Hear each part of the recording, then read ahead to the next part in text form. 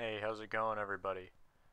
Today I've got something very different from what I normally do, but still would consider it a bit of a meme. So on the Discord, link in the description, came across this forum post of this guy talking about the Jagdtiger and why it should be, I believe, 7.7 is what he thinks it should be, or just it's OP at 7.0.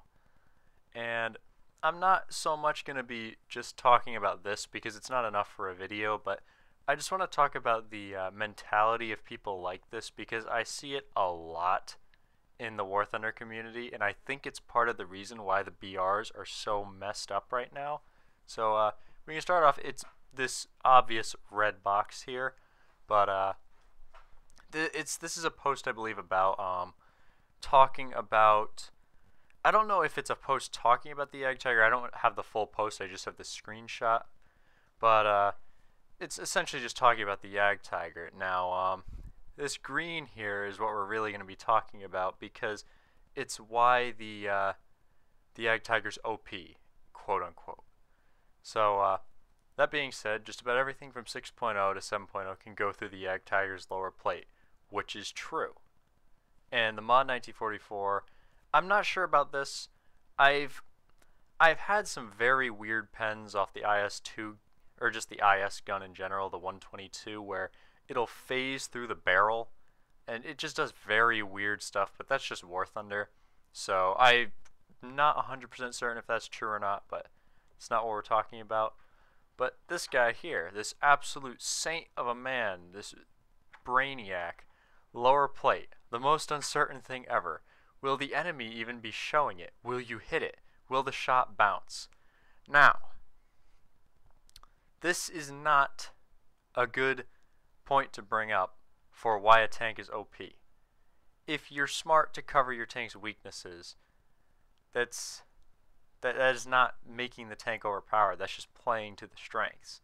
And then he's talking about can't pen the superstructure, which I do think that's true, but if you're in an IS-2 Mine 1944 and you're dumb enough to shoot the superstructure of a Jagdtiger, you get more problems than your penetration going there.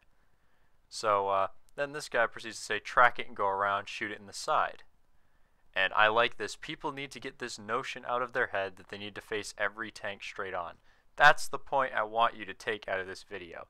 Not every tank needs to be faced head on. That's why I think the British tanks are so overpowered at their BR, because everything they face they can kill frontally, and that is not how it should be. A super heavy tank like the Mouse, which the Mouse is more balanced than it used to be, but it shouldn't be able to be frontally penned by 90% of what it faces.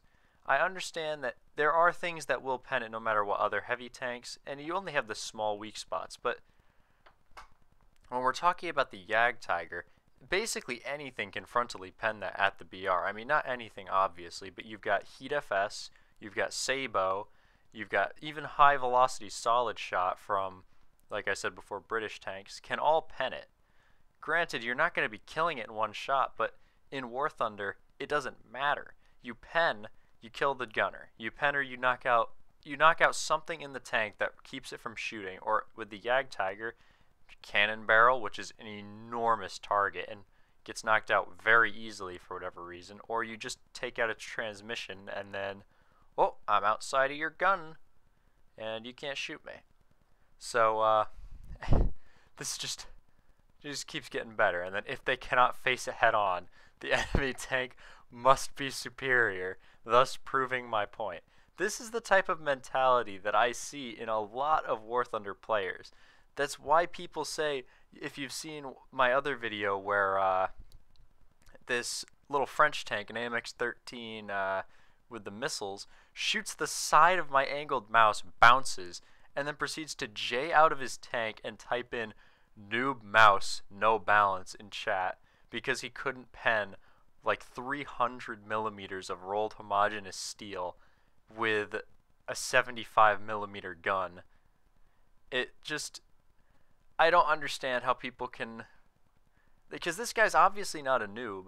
If he was a noob, you could tell, because he wouldn't be talking about, or he wouldn't be on the forums like this. You're not on the forums if you're a noob to the game, and even if you are, you're not going to be knowing the exact name of the shells, and you're not going to be up at the IS-2 1944. So just to put any rumors to rest, we're going to take out the IS-2 my 1944 in a test drive, and I will shoot the lower plate of a Jagdtiger and see what it does. Just because, let's see, for science, I'm pretty sure it'll pen, and it's not going to kill it, but it's definitely going to immobilize it. And I'll see if I can, it's tricky to get, but you can frontally pen a Jagdtiger with the IS-2. I'll see if I can get it. So, I'll be right back with that. Alright. Welcome back. Third time's a charm. Had a little bit of trouble with the editing, or the recording software, I should say. So, let's say you have managed with your standard IS-2, because I don't have the top shells for the mod 1944, you've managed to find yourself a Jagdtiger. Now, we can pen the lower front plate. You could potentially set it on fire, or you shoot to one side or the other and knock out a crew member. However, that will not take the gun out of action. So, you might question to yourself, as that guy did, why is the Jagdtiger so OP? Well, I'm gonna show you a little secret. Now, obviously, in a legitimate battle, this is probably not going to work, because the Jagdtiger could be moving his barrel, and I got it once, I don't know if I'll get it again, but if you aim, so you aim straight at the Jagdtiger's gun barrel, and you aim a little bit down, hit a little bit high there, I think. Let's close the distance, shall we? So, you look closely where I'm shooting. You're basically trying to hit this flat part right here on the mantlet, and you can do that. So, you can do that at potentially any range, just for the sake of time and convenience I moved up.